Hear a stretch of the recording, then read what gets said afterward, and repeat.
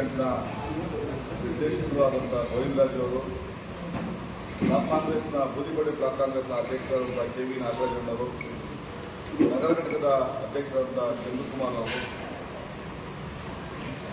ಮಾಜಿ ಪುರಸಭಾ ಅಧ್ಯಕ್ಷರಾದಂಥ ಸುಹೇಲ್ ಅವರು,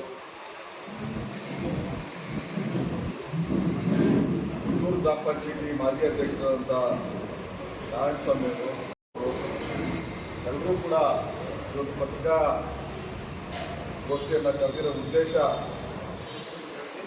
ಏನು, ಜೂನ್ 1ನೇ ತಾರೀಕು ನಮ್ಮೆಲ್ಲರ ನಾಯಕರು ಬಂಗಾರಪೇಟೆ ಕ್ಷೇತ್ರದ ಸತತ 3 ಬಾರಿ ವಿಜಯವನ್ನು ಸಾಧಿಸಿ ಬಂಗಾರಪೇಟೆ ಇತಿಹಾಸದಲ್ಲೇ ಪ್ರಥಮವಾಗಿ 3 ಸಲ ಈ ಕ್ಷೇತ್ರಕ್ಕೆ ತನ್ನದೇ ಆದ ಕೊಡುಗೆಯನ್ನು ಕೊಟ್ಟಿರ್ತಕ್ಕಂಥ ನಮ್ಮೆಲ್ಲರ ನಾಯಕರು, ಈ ಕ್ಷೇತ್ರದ ಜನಪ್ರಿಯ ಶಾಸಕರಾದ ಎಸ್.ಎನ್. ನಾರಾಯಣಸ್ವಾಮಿಯವರ ಹುಟ್ಟುಹಬ್ಬ ಏನು 1ನೇ ತಾರೀಕಿದೆ, ಅದಕ್ಕೆ ರೂಪುರೇಷೆಗಳನ್ನು ನಾವೆಲ್ಲ ಕಾರ್ಯಕರ್ತರನ್ನು ಸೇರಿ ನಮ್ಮ ಪಕ್ಷದ ಈ ಕ್ಷೇತ್ರದ ನಮ್ಮ ಪಕ್ಷದ ಎಲ್ಲ ಮುಖಂಡರನ್ನ ಪೂರ್ವಭಾವಿಯಾಗಿ ಇವತ್ತು ಸಭೆಯನ್ನು ಮಾಡಿ ಶಾಸಕರು ಹುಟ್ಟುಹಬ್ಬ ಆಚರಣೆ ಮಾಡೋದು ಬೇಡ ಅನ್ನೋ ಒಂದು ಇದರಲ್ಲಿದ್ದರು. ನಮ್ಮೆಲ್ಲರ ಒತ್ತಾಯ ಹಾಗೂ ಇಡೀ ನಮ್ಮ ಕ್ಷೇತ್ರದ ಎಲ್ಲ ಮುಖಂಡರ ಕಾರ್ಯಕರ್ತರ ಒತ್ತಾಯದ ಮೇರೆಗೆ ನಾವೆಲ್ಲರೂ ಸೇರಿ ಏನು 1ನೇ ತಾರೀಕು ಹುಟ್ಟುಹಬ್ಬವನ್ನು ಆಚರಣೆ ಮಾಡ್ತಾ ಇದ್ದೀವಿ. ಆ ಒಂದು ಹುಟ್ಟುಹಬ್ಬಕ್ಕೆ ಈ ಕ್ಷೇತ್ರದ ಎಲ್ಲ ಕಾಂಗ್ರೆಸ್ ಪಕ್ಷದ ಎಸ್.ಎನ್. ಅಭಿಮಾನಿಗಳು, ಕಾಂಗ್ರೆಸ್ ಪಕ್ಷದ ಅಭಿಮಾನಿಗಳು, ಕಾರ್ಯಕರ್ತರು, ಮುಖಂಡರು ಎಲ್ಲರೂ ಕೂಡ ಹೆಚ್ಚಿನ ಸಂಖ್ಯೆಯಲ್ಲಿ ಆಗಮಿಸಿ ಎಸ್.ಎನ್. ನಾರಾಯಣಸ್ವಾಮಿಯವರಿಗೆ ಆಶೀರ್ವಾದ ಮಾಡೋದ್ರ ಮುಖಾಂತರ ಅವರಿಗೆ ದೇವರು ಆರೋಗ್ಯ ಐಶ್ವರ್ಯವನ್ನು ಕೊಡಲಿ, ಜೊತೆಗೆ ಈ ಕ್ಷೇತ್ರದ ಅಭಿವೃದ್ಧಿ ಮಾಡಲಿಕ್ಕೆ, ಈ ಕ್ಷೇತ್ರವನ್ನು ಮಾದರಿ ಕ್ಷೇತ್ರವನ್ನಾಗಿ ಮಾಡಲಿಕ್ಕೆ ಮತ್ತಷ್ಟು ಶಕ್ತಿ ಮತ್ತು ಮತ್ತಷ್ಟು ಅಧಿಕಾರವನ್ನು ಆ ದೇವರು ದಯಪಾಲಿಸಲಿ ಅಂತೇಳಿ ದೇವರಲ್ಲಿ ಪ್ರಾರ್ಥನೆಯನ್ನು ಮಾಡ್ತಾ ಎಲ್ಲರೂ ಬಂದು ಅವ್ರಿಗೆ ಆಶೀರ್ವಾದ ಮಾಡಬೇಕು ಅಂತೇಳಿ ಈ ಕ್ಷೇತ್ರದ ಎಲ್ಲ ಜನತೆಯನ್ನು ನಾನು ಈ ವೇದಿಕೆ ಮುಖಾಂತರ ಸ್ವಾಗತವನ್ನು ಕೊಡ್ತಾ ಇದ್ದೀನಿ.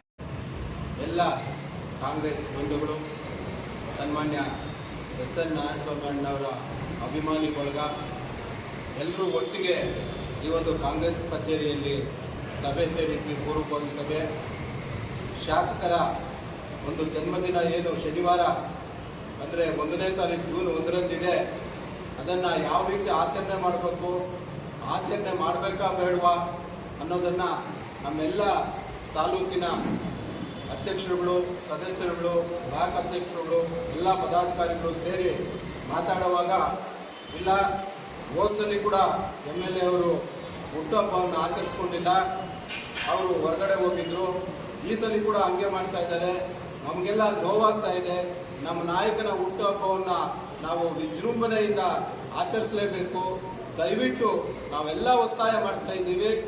ಕಾಂಗ್ರೆಸ್ ಅಭಿಮಾನಿಗಳು, ಎಸ್.ಎನ್. ಅಭಿಮಾನಿಗಳು ಮತ್ತು ಎಲ್ಲ ಇಲಾಖಾಧಿಕಾರಿಗಳ ಪರವಾಗಿ ಕೂಡ ಕೇಳ್ತಾ ಇದ್ದಾರೆ, ಈ ಸಲ ಶಾಸಕರಿಗೂ ಹುಟ್ಟುಹಬ್ಬವನ್ನು ಮಾಡಿ ಅಂತ. ಅದರಿಂದ ನಾವು ಸಭೆ ಸೇರಿ ಅವರ ಅನಿಸಿಕೆಗಳನ್ನು ಪಡೆದ್ವಿ. ಎಲ್ಲರೂ ಕೂಡ ಒಮ್ಮತದಿಂದ ಶಾಸಕರ ಹುಟ್ಟುಹಬ್ಬವನ್ನು ವಿಜೃಂಭಣೆಯಿಂದ ಆಚರಣೆ ಮಾಡಬೇಕು ಅಂತ ತೀರ್ಮಾನ ಮಾಡಿದ್ದಾರೆ. ತೀರ್ಮಾನ ಮಾಡಿದ್ದಾದಮೇಲೆ ಎಲ್ಲಿ ಮಾಡೋಣ, ಯಾವ ರೀತಿ ಮಾಡೋಣ ಅನ್ನೋದನ್ನೆಲ್ಲ ಸಭೆ ಚರ್ಚೆ ಮಾಡಿತು.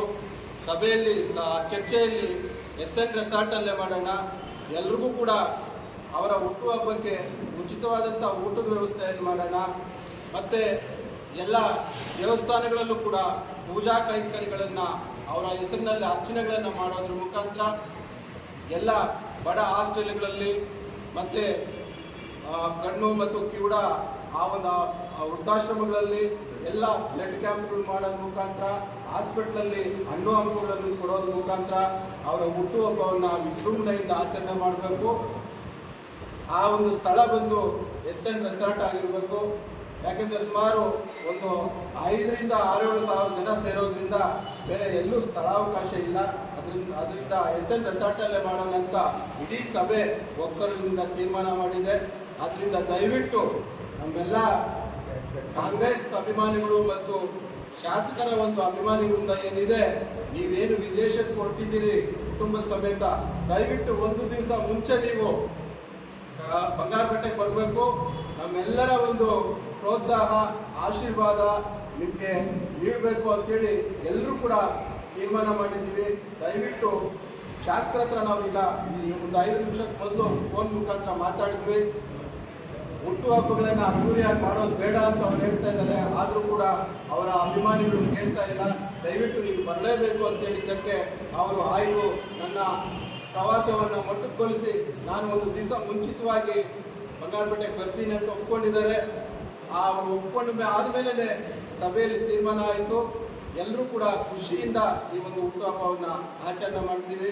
ಈ ಹುಟ್ಟುಹಬ್ಬಕ್ಕೆ ಎಲ್ಲ ವಿವಿಧ ಘಟಕಗಳಿಂದ, ಅದು ಆಟೋ ಚಾಲಕ ಇರ್ಬೋದು, ಅಧಿಕಾರಿಗಳಿಂದ ಇರ್ಬೋದು, ಎಲ್ಲ ಮುನ್ಸಿಪಲ್ ಪುರಸಭೆ ಒಂದು ಸ್ಟಾಫ್ ಇರ್ಬೋದು, ಎಲ್ಲ ನೌಕರರು ಇರ್ಬೋದು, ಎಲ್ಲ ರೈತರು, ಎಲ್ಲ ಗ್ರಾಮ ಪಂಚಾಯತಿ ಸದಸ್ಯರು, ಎಲ್ಲ ವಿವಿಧ ಘಟಕಗಳ ಎಲ್ಲ ಪದಾಧಿಕಾರಿಗಳು ಕೂಡ ಹೆಚ್ಚಿನ ಸಂಖ್ಯೆಯಲ್ಲಿ ಭಾಗವಹಿಸಿ ಈ ಒಂದು ಸಭೆಯನ್ನು ಯಶಸ್ವಿಗೊಳಿಸಬೇಕು. ಶಾಸಕರಿಗೆ ಆಶೀರ್ವಾದ ಮಾಡಬೇಕು, ಇನ್ನು ಹೆಚ್ಚಿಗೆ ಕೆಲಸ ಮಾಡಲಿಕ್ಕೆ ಅವರಿಗೆ ಶಕ್ತಿ ತುಂಬಬೇಕು ಅಂತ ಒಂದು ತೀರ್ಮಾನ ಆಗಿದೆ. ದಯವಿಟ್ಟು ಈ ಮಾಧ್ಯಮದ ಮುಖಾಂತರ ತಮಗೆ ಮನವಿಯನ್ನು ಸಲ್ಲಿಸ್ತಾ ಇದ್ದೇವೆ.